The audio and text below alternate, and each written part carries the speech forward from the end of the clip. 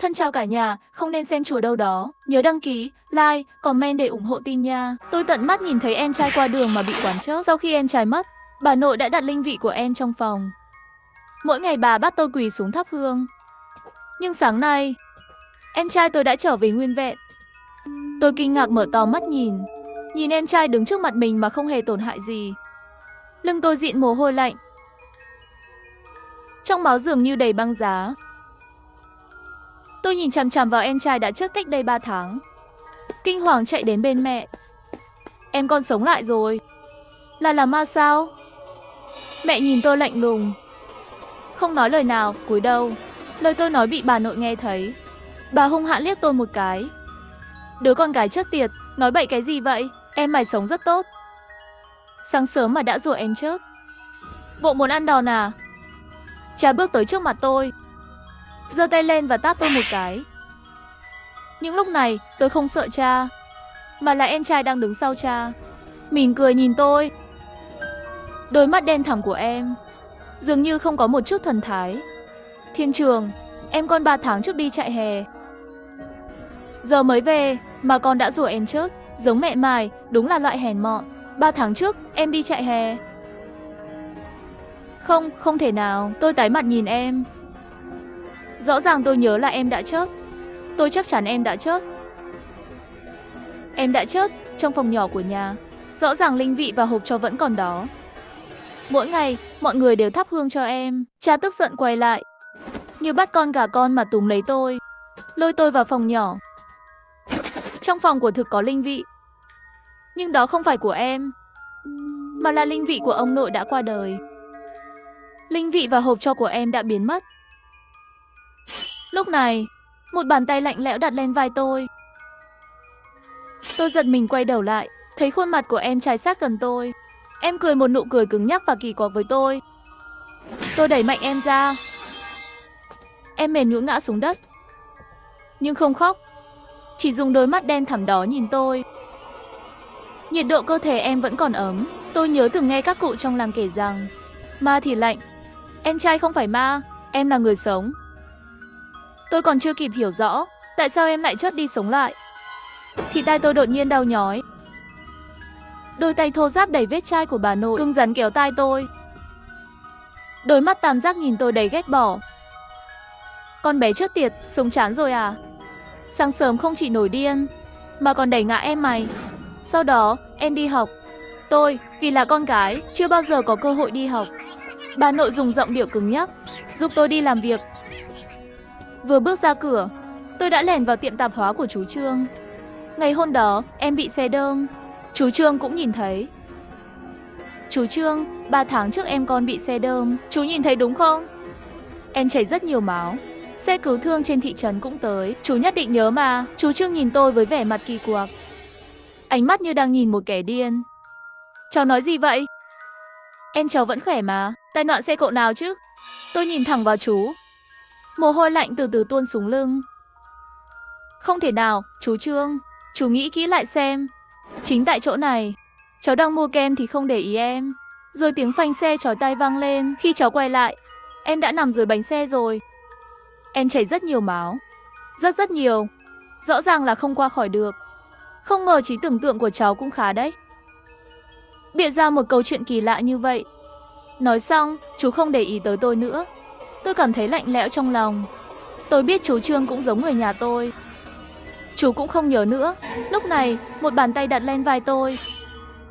Tôi quay đầu lại, đối diện với khuôn mặt kỳ lạ của em trai. Chị đang làm gì ở đây vậy? Không có gì. Chị nói xem, xe tải đè qua người là cảm giác như thế nào? Ánh mắt em kỳ lạ chớp, nhìn chằm chằm vào tôi. Một luồng lạnh lẽo dâng lên trong lòng tôi. Sao em lại hỏi câu này?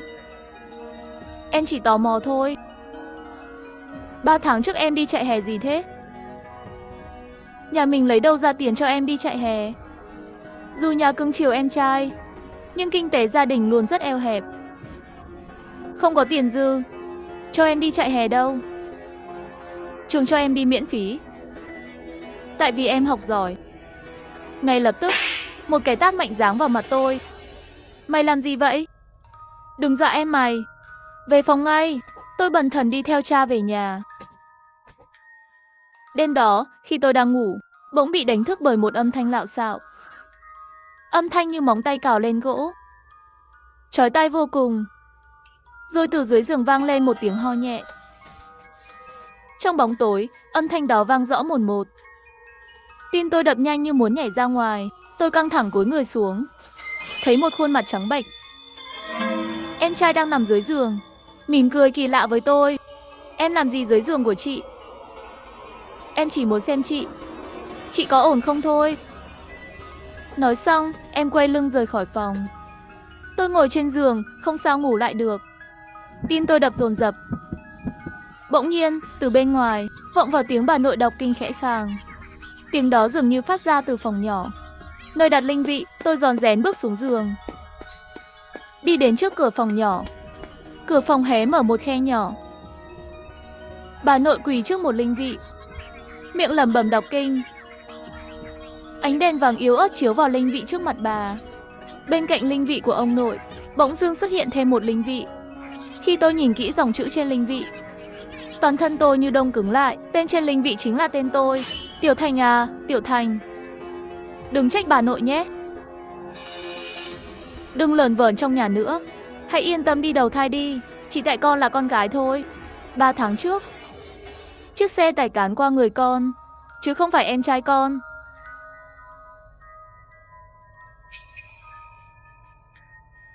Thầy bảo rồi, phải đối xử với con như bình thường, không để con phát hiện ra mình đã chết. Tiểu Thành à, con mau rời khỏi đây đi. Bà nội lẩm bẩm không ngừng. Tim tôi lạnh đến tận xương tủy. Hóa ra người chết không phải em trai, mà chính là tôi. Lợi dụng lúc mọi người ngủ, tôi quyết định lục tìm sổ hộ khẩu của gia đình. Trước đây, tôi từng nghe người già trong làng kể, khi ai đó qua đời, sổ hộ khẩu sẽ được đóng dấu đỏ chứng nhận tử vong. Tôi hồi hộp mở sổ hộ khẩu ra.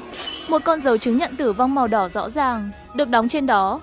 Hóa ra tôi thật sự đã chết rồi. Tôi từng tận mắt nhìn thấy em trai bị xe đâm. Bà nội đã đặt linh vị em trong phòng, bắt tôi thắp hương quỳ lạy mỗi ngày. Nhưng sáng nay, em trai tôi đã trở về nguyên vẹn. Tôi kinh ngạc mở to mắt nhìn. Có lẽ tiếng khóc của tôi đã làm mẹ thức giấc. Mẹ bước đến đứng trước mặt tôi, nhìn tôi bằng ánh mắt phức tạp mà tôi không hiểu. Mẹ, đi đi, mau rời khỏi đây. Mẹ đột ngột nắm lấy tay tôi, đẩy tôi ra ngoài. Đi đâu cũng được, đừng quay lại đây nữa. Mẹ, đừng đuổi con đi. Đến lúc con sẽ tự rời đi mà. Con biết con đã chết rồi. Mẹ sững sờ một lúc. Sau đó tôi thấy bà theo phản xạ quay đầu về phía căn phòng. Nói bậy bạ gì vậy? Con chưa chết. Nhưng nếu còn ở đây, cái chết sẽ không còn xa đâu. Tôi nhìn mẹ chằm chằm, không hiểu bà đang nói gì. Đột nhiên, trong phòng vang lên tiếng cha rời khỏi giường. Sắc mặt mẹ thay đổi ngay lập tức. Bà vội vàng đẩy tôi vào tủ quần áo. Đừng phát ra tiếng động. Nói xong câu đó, bà đóng sập cửa tủ lại. Tôi trốn trong tủ chật chội. Qua khe hở nhìn thấy cha bước ra ngoài. Cha nhìn mẹ một cái, rồi bước thẳng vào phòng tôi. Chẳng mấy chốc, cha đỏ mắt, tức giận đi ra. Con đàn bà, mày giấu nó ở đâu? Mày đưa nó đi đâu? Mặc cho cha chất vấn, mẹ không nói một lời nào. Tốt, lâu rồi tao chưa đánh mày. Mày quên mất mình là ai rồi đúng không? Cha giận đến phát điên. Một cái tát mạnh giáng thẳng vào mặt mẹ. Tôi thấy 2 dòng máu tươi chảy ra từ mũi mẹ. Tôi trốn trong tủ quần áo, lòng đầy lo lắng. Nhưng tôi nhớ lời mẹ dặn, không được ra ngoài dù bất kỳ điều gì. Bà nội nghe tiếng ồn cũng dẫn em trai ra ngoài. Em nhìn mẹ bị đánh với ánh mắt lạnh lùng, không hề có ý định ngăn cản. Trả lời đi. Nó đâu? Cha đá mạnh vào bụng mẹ. Mẹ rên lên một tiếng đau đớn, ôm bụng rồi ngã xuống sàn. Tôi không thể chịu nổi cảnh đứng nhìn mẹ bị đánh đập như vậy. Mẹ nhìn tôi với ánh mắt vừa giận vừa thương, khản giọng mắng, con ra đây làm gì? Đi đi, chạy ra ngoài đi. Tôi vừa khóc vừa lắc đầu, con không đi. Lúc này, tôi bỗng nghe bà nội nói với cha, tìm một sợi dây trói nó lại. Con thật sự chết rồi sao? Cha nhìn tôi, thở dài một hơi. Thiên Trường, con chót rồi. 3 tháng trước con đã chót rồi. Nhưng chúng ta không ngờ, sau tuần thất đầu tiên, con lại quay về. Con là con gái, không xứng đáng được chôn trong phần mộ gia tộc. Vì thế, chúng ta chôn con trên ngọn núi phía sau. Nếu con không tin, cha sẽ dẫn con đi xem. Tôi im lặng một lúc, quyết định tận mắt nhìn thấy mộ của mình. Mẹ lúc này nắm chặt tay tôi, lắc đầu lia lịa. Lần đầu tiên trong đời, tôi thấy biểu cảm sợ hãi trên mặt mẹ. Bà nội với đôi tay đầy nếp nhăn túm lấy tóc mẹ, lôi bà vào trong phòng. Tôi vẫn quyết định đi theo cha lên núi sau nhà. Dưới chân núi phía sau, tôi thấy một bia mộ đơn sơ. Khi tôi nhìn thấy chính bia mộ của mình, tim tôi đập thình thịch. Bây giờ con tin rồi chứ? Đi đi, đầu thai kiếp sau, đừng lưu luyến ở đây nữa. Thầy bảo rồi, trói con lại, nhốt một đêm, con sẽ ra đi. Tôi lặng lẽ đi theo cha trở về nhà. Đột nhiên, tôi bị vấp phải một viên đá dưới chân. Máu đỏ lập tức chảy xuống trán tôi. Tôi không bận tâm đến cơn đau, mà ngạc nhiên nhìn cha. Nếu con là ma, tại sao con vẫn có thể chảy máu, trừ khi con vẫn còn sống? Sắc mặt tôi thay đổi, lập tức bỏ chạy ra ngoài. Nhưng vẫn chậm một bước, đôi bàn tay to lớn của cha túm chặt lấy tôi. Buông con ra, cha lừa con vẫn còn sống. Cha không hề dao động, nắm lấy tóc tôi và kéo lê về nhà. Thân chào cả nhà, không nên xem chùa đâu đó. Nhớ đăng ký, like, comment để ủng hộ team nha. Con gái nhà ông lại đi trộm quần lót của cả làng. Từ khi 2 tuổi, tôi đã bị ma quỷ ám. Đến năm 7 tuổi thì mất 2 hồn một phách, trở thành đứa ngốc. Cha tôi đành chịu thua. Suốt nhiều năm qua, ông dẫn tôi đi khắp các bệnh viện, gặp vô số thầy pháp, nhưng đều vô ích. Người dân trong làng chỉ biết lắc đầu, không ai cười nổi. Họ chỉ thương hại gia đình tôi. Bà Vương nhận lại chiếc quần ren từ tay mẹ vừa nói, ông lão điền này, tôi nghe nói Trấn Thanh Hoa có ông linh bán tiên rất nổi tiếng. Ông thử mời ông ấy đến xem cho con gái nhà ông đi. Cha tôi nghe thế liền hỏi thăm, tìm được địa chỉ của linh bán tiên rồi tức tốc mời ông về.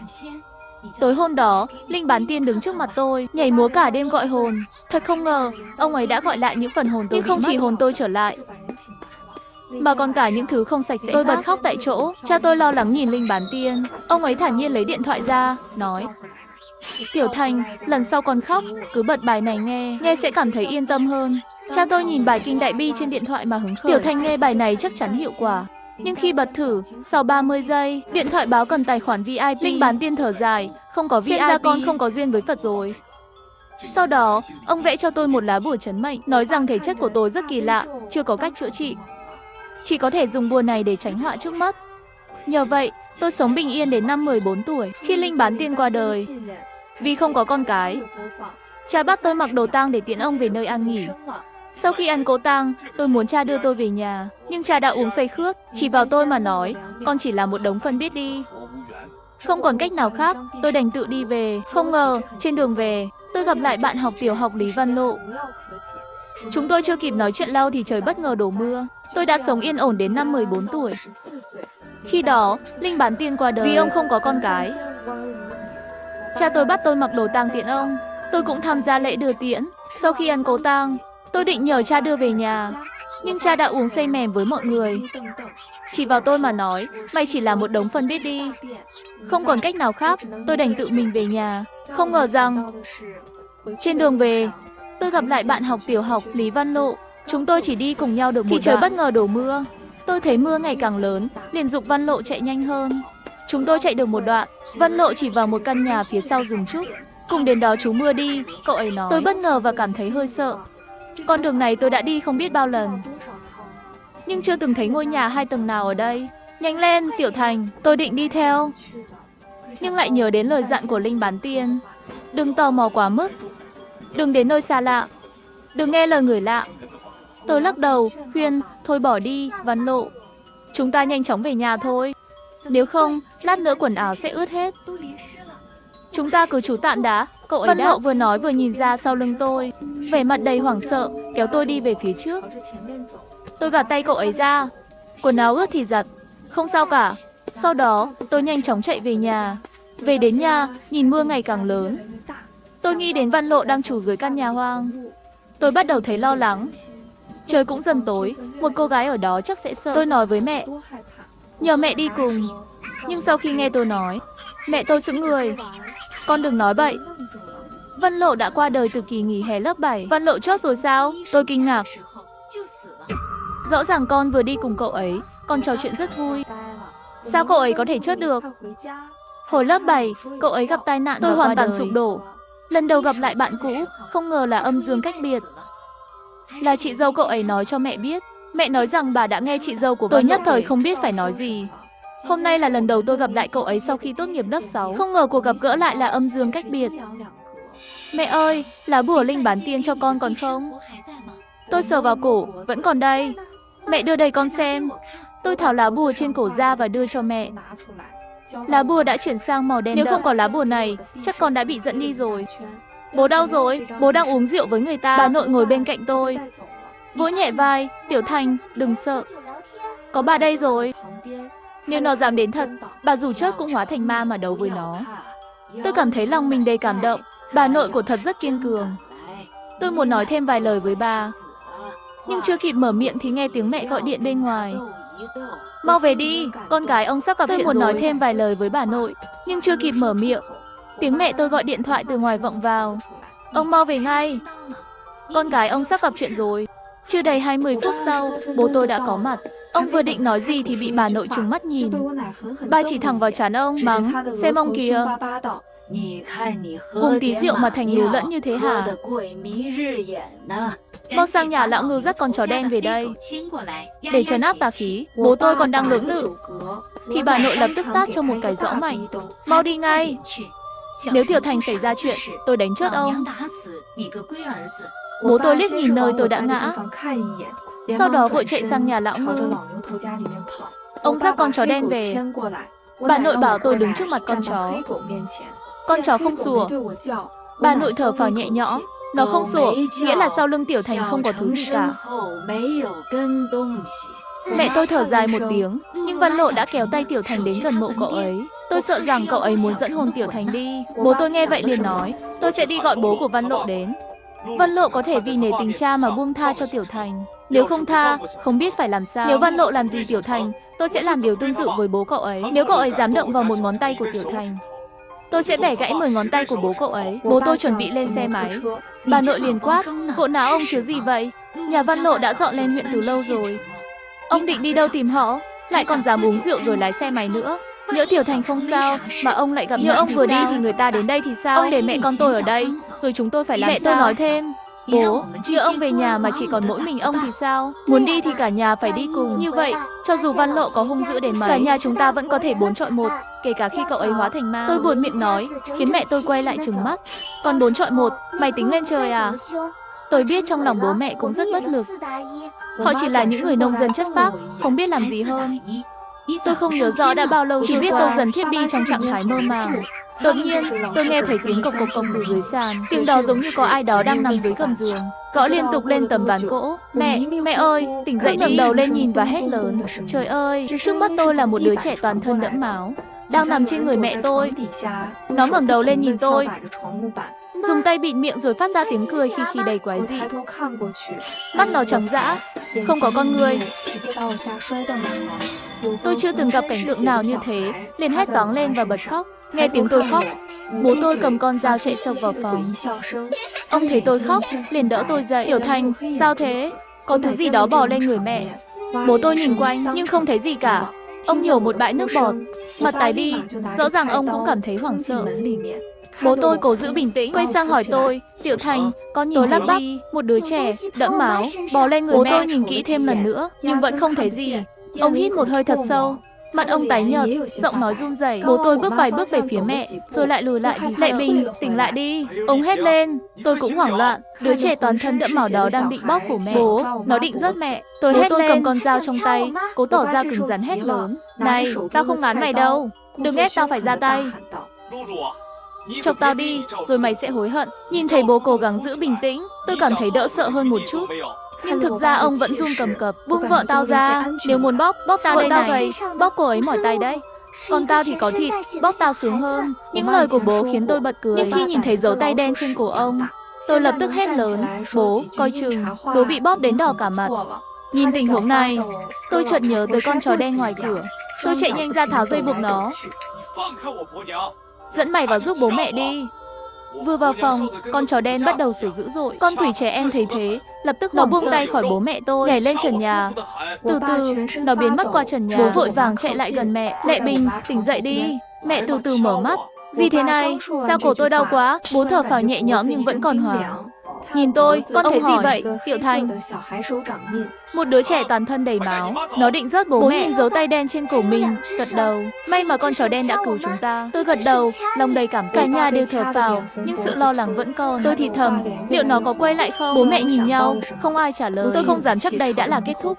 Bóng tối ngoài cửa sổ vẫn bao phủ lấy căn nhà. Ánh mắt của bố như muốn nói, mọi thứ chưa kết thúc đâu. Tôi kéo tay mẹ, chúng ta phải rời khỏi đây. Mẹ lắc đầu, không được, chỉ cần cả nhà ở bên nhau, sẽ không có gì xảy ra. Nhưng ánh mắt mẹ cũng đầy sợ hãi. Con quỷ trẻ em thấy con chó đen lao đến, liền tỏ ra hoảng loạn rõ ràng. Nó vội buông tay khỏi cổ bố mẹ tôi, nhanh chóng nhảy lên trần nhà. Sau đó, như thể nó có thể xuyên qua mọi thứ, nó dần biến mất trên trần nhà. Bố tôi vội vàng ấn nhân chung của mẹ. Lệ Bình, mẹ con tỉnh lại đi. Mẹ từ từ mở mắt ra, với khuôn mặt bối rối. Mẹ nhìn bố và hỏi, sao cổ tôi đau thế này? Bố tôi nói trong tiếng nức nở, gặp ma rồi. Có một con quỷ nhỏ vào nhà, bóp cổ mẹ con. Nó muốn giết mẹ con. Nhìn bố khóc không ngừng, tôi an ủi, bố, không sao rồi, con quỷ nhỏ đó chạy mất rồi. Bố lau nước mắt, bình tĩnh lại. Đột nhiên tôi cảm thấy chân mình ướt. Lùi lại một bước, nhìn xuống, quần của bố đã ướt cả một mảng lớn. Bố tè ra mà. Mẹ nhìn thoáng qua, cố gắng giữ chút thể diện cho bố. Đàn ông trung niên hay gặp chuyện thế này mà.